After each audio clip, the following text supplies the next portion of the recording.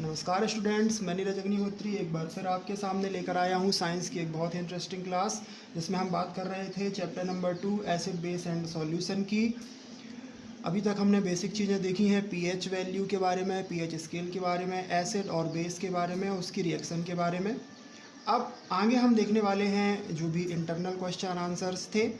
मैं आपको एक्सप्लेन भी करता जाऊँगा हर क्वेश्चन आंसर, और आप चाहे तो देखकर लिखते भी जाएंगे। तो जो पहला हमारा क्वेश्चन है उसमें ये बताया गया है कि आपके पास 3 टेस्ट ट्यूब हैं। उन 3 टेस्ट ट्यूब में एसिड, बेस और वाटर जो है वो रखा हुआ है, लेकिन किस में क्या रखा हुआ है ये हमें नहीं मालूम है। और हमें एक जो है रेड लिटमस पेपर दिया हुआ है।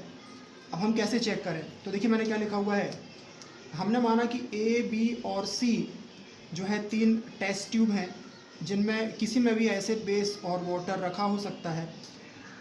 अब जब हम उस रेड लिटमस पेपर में जो है तीनों को बारी बारी से जो है ड्रॉप करते हैं, जब वो रेड लिटमस पेपर रेड से ब्लू में टर्न हो जाता है, तब इसका मतलब ये हुआ कि जिस सॉल्यूशन को हमने उसमें जो है ड्रॉप किया है वो क्या होगा? बेस। ये मैं आपको बता चुका हूँ। अब वो जो रेड लिटमस पेपर था वो ब्लू में कन्वर्ट हो चुका है। अब हमारे पास 2 ही चीज़ें बचती हैं, एसिड और वाटर। अब दोनों में से कुछ भी यदि हम उसमें ड्रॉप करते हैं, एसिड या वाटर दोनों में से, तो यदि वो ब्लू लिटमस पेपर रेड में टर्न हो जाता है तो इसका मतलब कि जो सॉल्यूशन हमने वहाँ ड्रॉप किया है वो डेफिनेटली एसिड होगा। और दूसरा जिसमें कोई भी चेंज हमें देखने को नहीं मिलता वो है वाटर। तो इस तरीके से हम ए, बी, सी तीनों में कौन सा बेस है, कौन सा एसिड है, उसका पता लगा सकते हैं। अब 18 पेज में केवल यही एक क्वेश्चन था। उसके बाद आ जाते हैं हम पेज नंबर 22 में। इस पेज नंबर 22 में एक क्वेश्चन है कि भाई दही है या कोई खट्टे पदार्थ हैं, कुछ खट्टी चीज़ें हैं, उन्हें जो है तांबे या ब्रास के बर्तनों में क्यों नहीं रखना चाहिए? तो देखिए इसका आंसर ये है कि जो कर्ड और जो सोर सब्सटेंसेस होते हैं वो एसिडिक होते हैं, उनका नेचर जो है वो एसिडिक होता है। अब मैंने आपको रिएक्शन बताई है एसिड और मेटल की। अब होता क्या है कि जब हम किसी एसिड को ब्रास या कॉपर के बर्तन में रखते हैं जो कि एक्चुअल में मेटल है, तब क्या होता है कि मेटल और एसिड की रिएक्शन से हाइड्रोजन गैस जो है वो एवोल्यूट होती है, बाहर निकलती है, लिबरेट होती है, बनती है।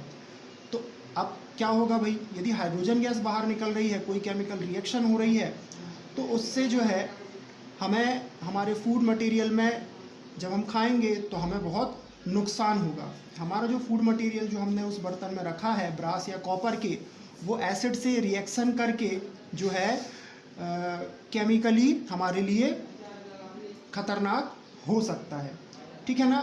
तो यहाँ पर ये रिएक्शन मैंने लिखी है कि भाई जिंक का कोई बर्तन है जिसको कि हमने H2SO4 यानी कि सल्फ्यूरिक एसिड से रिएक्शन करवाई, जो कि एक एसिड है, तो यहाँ पर जिंक सल्फेट ZnSO4 बनता है और हाइड्रोजन गैस जो है वो बाहर निकलती है। तो इस तरीके की रिएक्शन होती है जब भी हम किसी ब्रास या कॉपर के बर्तन में कोई भी खट्टी चीज़, दही, मही कुछ भी रखते हैं। तो फिर इसके बाद उसी पेज के सेकेंड क्वेश्चन, जो कि मेरा यदि मैं कंटिन्यूसली लेके चलूँ तो 3rd क्वेश्चन है।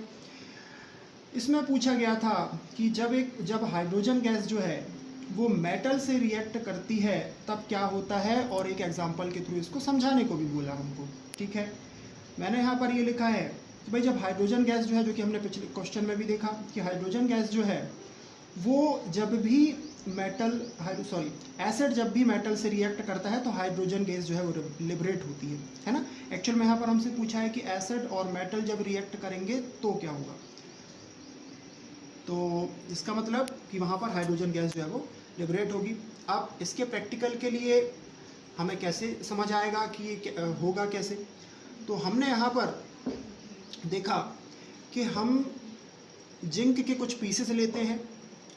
अब उस जिंक के पीसेस में हम डाइल्यूट H2SO4 जो है वो मिक्स करते हैं। एक टेस्ट ट्यूब में हमने लिया और उसको मिक्स किया, धीरे धीरे सेक करते हैं उसको। तो उससे क्या होगा कि उससे हमें ये धुआं निकलता हुआ दिखाई देगा। इसका मतलब है कि वो उससे कुछ गैस निकल रही है, कोई गैस निकल रही है। अब कैसे पता चलेगा कि वो गैस हाइड्रोजन है? है ना, क्योंकि हमें मालूम है कि मेटल और एसिड की रिएक्शन से हाइड्रोजन गैस निकलती है। तो हम क्या करते हैं कि हम हाइड्रोजन गैस का पता लगाने के लिए उस गैस के सामने एक जलती हुई मोमबत्ती लेकर आते हैं। अब जैसे ही वो जलती हुई मोमबत्ती लेकर आते हैं तो उसमें जो आग जल रही है वो पॉप साउंड मतलब कि चटचट की आवाज़ से वहाँ पर चटचट की आवाज़ जो है वो बनने लगती है, जो कि इस ओर इशारा करती है कि वो जो गैस निकल रही है वो डेफिनेटली हाइड्रोजन है। तो हाइड्रोजन की पहचान के लिए हमें क्या करना है ये मैंने आपको बता दिया है। 9th में भी मैंने 1-2 बार आप लोगों को समझाया है, तो ध्यान रखिएगा। अब अगला जो हमारा क्वेश्चन है उस क्वेश्चन में ये कहा गया है कि हमें ये बताना है कि हाइड्रोक्लोरिक एसिड से ऐसा कौन सा कंपाउंड है जो कि रिएक्ट करने के बाद एक ऐसी गैस बनाता है जो एक्सटिंग्विशर का काम करती है। एक्सटिंग्विशर मतलब आप लोग समझ गए होंगे कि जो आग को बुझाने का काम करती है। अब आग को बुझाने का काम हमें मालूम है कि कार्बन डाइऑक्साइड गैस करती है। अब हमारे पास HCl है और उसके अलावा हमें एक ऐसा कंपाउंड लेना है जिससे रिएक्शन करने के बाद कार्बन डाइऑक्साइड बने। तो हम यहाँ पर कैल्शियम कार्बोनेट लेते हैं, है ना। अब जब हमने कैल्शियम कार्बोनेट और HCl की रिएक्शन करवाई तो हम देखते हैं कि कैल्शियम क्लोराइड, कार्बन डाइऑक्साइड और वाटर, ये 3 चीज़ें फॉर्म होती हैं। जहाँ पर जो ये कार्बन डाइऑक्साइड आपको दिख रहा है ये यहाँ पर मेन कंस्टिट्यूएंट है, जो कि क्वेश्चन में हमें एज अ हिंट गिवन है ना। तो सिंपल सी रिएक्शन है, यहाँ पर केवल हमें रिएक्शन समझनी थी। तो ये रिएक्शन हम देख चुके हैं। अब मैं आता हूँ पेज नंबर 25 के क्वेश्चंस में। पेज नंबर 25 के क्वेश्चन में पहला जो हमारा क्वेश्चन है उसमें हमसे ये पूछा गया है कि जो HCl या HNO3 या जो एसिड्स हैं वो हाइड्रोजन आयंस जो है वो प्रोड्यूस करते हैं, और जो एल्कोहल है या ग्लूकोज है वो ऐसा क्यों नहीं करता है, या एसिडिक कैरेक्टरिस्टिक्स क्यों शो नहीं करता है, इसके बारे में हमें बताना था। क्वेश्चन आप लोग देख लीजिएगा। अब इसका मेन रीज़न ये है कि भाई जब HCl या HNO3 जो है ना, अपन को मालूम है कि ये एसिड्स है, और एसिड्स में हमें ये भी मालूम है कि जनरली हाइड्रोजन आयंस जो है इन कंपैरिजन विथ बेस ज़्यादा होते हैं। ये हमें मालूम है, मैं पहले आपको समझाया भी है।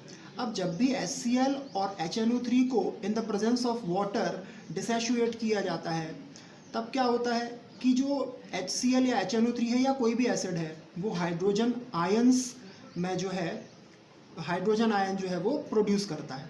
अब और ये हाइड्रोजन आयन वाटर के साथ रिएक्शन करके हाइड्रोनियम आयन फॉर्म करता है।